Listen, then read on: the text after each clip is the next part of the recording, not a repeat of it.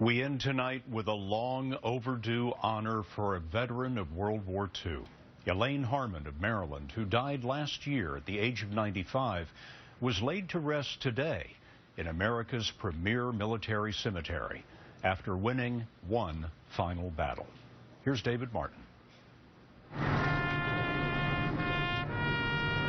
It took an act of Congress for Elaine Harmon's ashes to be allowed into Arlington National Cemetery, even though she was a member of the Women's Airforce Service Pilots during World War II.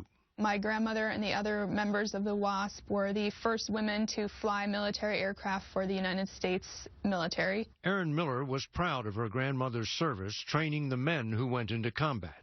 My grandmother's last wishes were to have her ashes in the National Cemetery. But service in the WASP did not qualify for entry into Arlington, so she had to store her grandmother's ashes in a closet.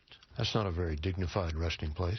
No, it certainly is not a very dignified resting place, but we didn't really know what else to do. Huey, what's going on? Congresswoman Martha McSally, one of the first women to fly combat aircraft, introduced a bill to allow WASPs into Arlington.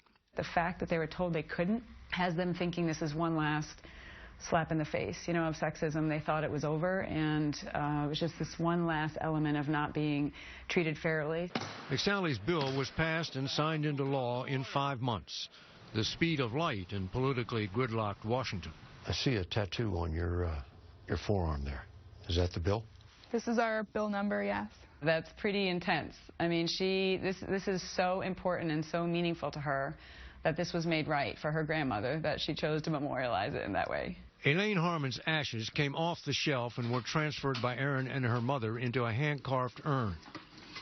Only 100 WASPs are still alive and now eligible to be inurned at Arlington. We wanted to make sure we made this right as fast as possible for those that are still with us. A year and a half after she passed away at 95, Elaine Harmon was granted her last wish, and with it, an honor she hadn't asked for.